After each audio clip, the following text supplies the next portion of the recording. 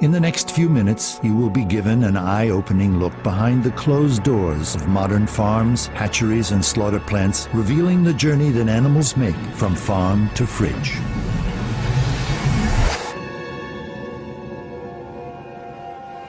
For nearly their entire 4-month pregnancies, mother sows are locked in narrow metal stalls barely larger than their own bodies.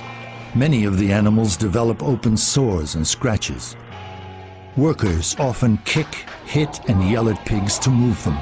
Soon after birth, piglets are castrated by workers who cut into their skin and rip out their testicles. Next, the workers chop off their tails. Both of these painful procedures are nearly always done without anesthesia. Many animals die from botched mutilations. Piglets who become sick or injured or who are not growing quickly enough are killed. Common killing methods include throwing animals into bins and painfully gassing them with carbon dioxide. Others are killed by being slammed headfirst into the ground.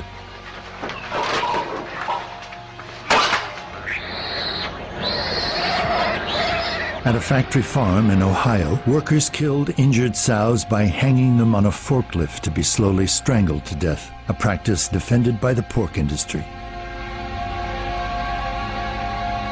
Pigs raised for meat typically live only 5 to 6 months, a mere fraction of their natural lifespan, in overcrowded pens like this. Workers frequently tattoo the animals with ID numbers by hitting them with metal-spiked mallets.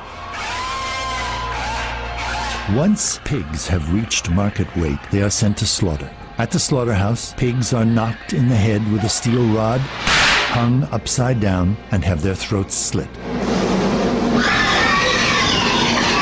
Improper stunning condemns many pigs to having their throats slit while they are fully conscious and suffering.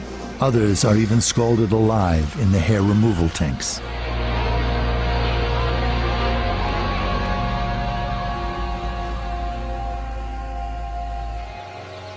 From the moment they hatch, the egg industry subjects chicks to horrors few of us can even imagine. At the hatchery, workers quickly and roughly sort the males from the females. Because male chicks don't lay eggs and do not grow quickly enough to be raised profitably for meat, they are killed within hours after hatching. Male chicks are typically thrown into giant grinding machines while still alive. This practice is deemed standard and acceptable by the egg industry. Another killing method is to drop male chicks into trash bags to be smothered or suffocated. More than 200 million unwanted male chicks are killed on their first day of life each year in the United States. The females have it even worse, destined for a life of prolonged cruelty. To reduce pecking induced by overcrowded living conditions, workers use a hot blade or laser to remove part of the chick's beaks. This mutilation can cause both acute and chronic pain. After debeaking, the birds are moved to cages where they will spend the rest of their lives. Nearly 95% of egg-laying hens spend their lives confined in tiny wire cages like this. Most birds never see sunlight or breathe fresh air. They are packed so tightly they cannot even spread their wings, walk, or turn around without pushing other birds aside. The harsh and unrelenting environment of the cage takes its toll, often leading to severe feather loss, open wounds, and birds trapped in cage wire. For many hens, the stressful confinement is too much, leading to premature death. Undercover investigations at egg farms from coast to coast have revealed a culture of cruelty and neglect, including workers stomping on birds, throwing live hens on dead piles and in trash cans, and painfully mangling bird spines in botched attempts to break their necks. At 1 or 2 years of age, when a hen's egg production begins to decline, she is violently ripped from her cage. Workers often fling the birds into metal carts where they are painfully suffocated with carbon dioxide.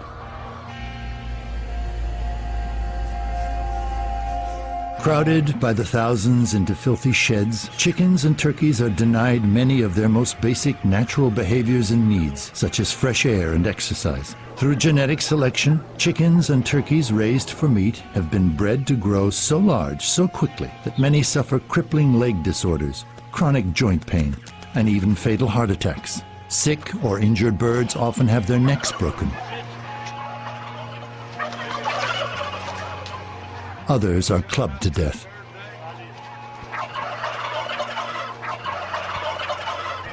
Those who live to reach market weight are thrown into transport crates and loaded onto trucks bound for slaughter plants. Handling is often violent and frequently causes bruises, broken bones, and other injuries. At the slaughter plant, the birds are dumped from their crates, then roughly snapped upside down into moving shackles by their fragile legs. From there, the birds are dragged through an electrified vat of water which renders them paralyzed, but not necessarily unconscious. They are then pulled across a blade which slices their throats, causing blood to pour from their necks.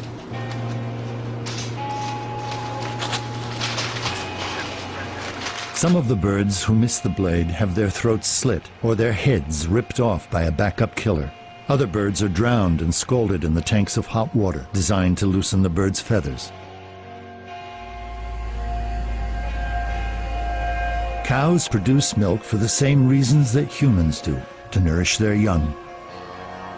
But calves on dairy farms are dragged away from their mothers and violently killed, all so that humans can have the milk instead.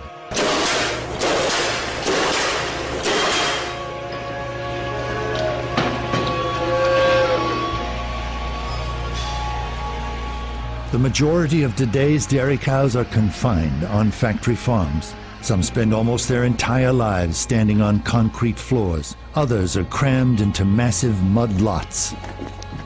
Workers subject young cows to painful mutilations and amputations. Here, a worker cuts off a cow's tail, slicing through her sensitive skin, nerves, and bone without any painkillers. Another routine practice is dehorning, burning into the calves' skulls to remove their budding horns. Painkillers are rarely used. A 2010 undercover investigation at a dairy farm in Ohio revealed a farm worker stabbing cows with pitchforks, beating them in the head with crowbars, and punching baby calves.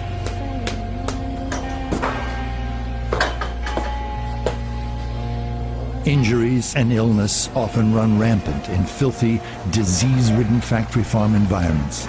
Cows too sick or injured to stand are called downers and are often left to slowly suffer and die from their injuries. At a fraction of their natural lifespan, the so-called spent dairy cows are prodded onto transport trucks and shipped to slaughterhouses. An undercover investigation at a slaughterhouse in California revealed downed dairy cows being kicked, shocked, pushed with forklifts, and water hosed in the mouth and nostrils in an effort to get them to the kill floor.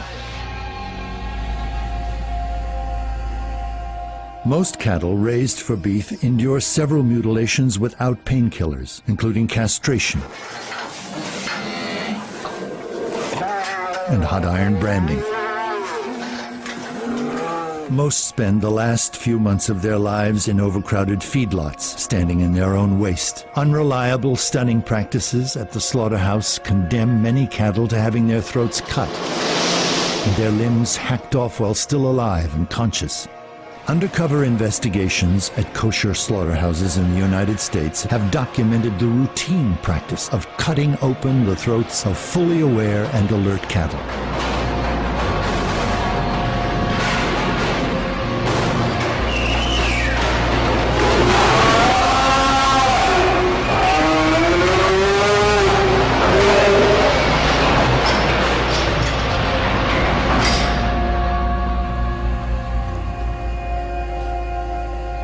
Fish and other sea animals are sensitive, intelligent creatures who have a demonstrated capacity to suffer pain. Massive trawling nets indiscriminately drag hundreds of tons of fish and other animals along the ocean floor. As they are dragged up from the ocean depths, the fish undergo excruciatingly painful decompression. The extreme changes in pressure can rupture their swim bladders and pop out their eyes. They are then tossed on board where the surviving fish either suffocate or are crushed to death. Others are still alive when they are hacked apart on these floating slaughterhouses. Untold millions of dolphins, turtles, and other non-target aquatic animals are also killed by ocean trawler nets each year. Today, approximately 1 in 5 fish consumed worldwide is raised in captivity.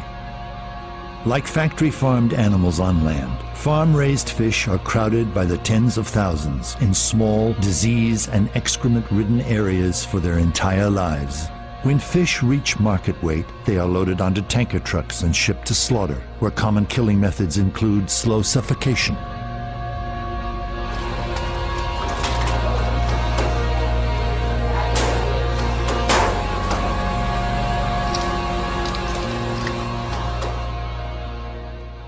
Farmed animals are every bit as intelligent, curious, and capable of feeling pain and suffering as the dogs and cats so many of us know and love. If you are at all moved by this film, please do your part. Make a commitment today to explore a vegan diet. It could be one of the best decisions of your life.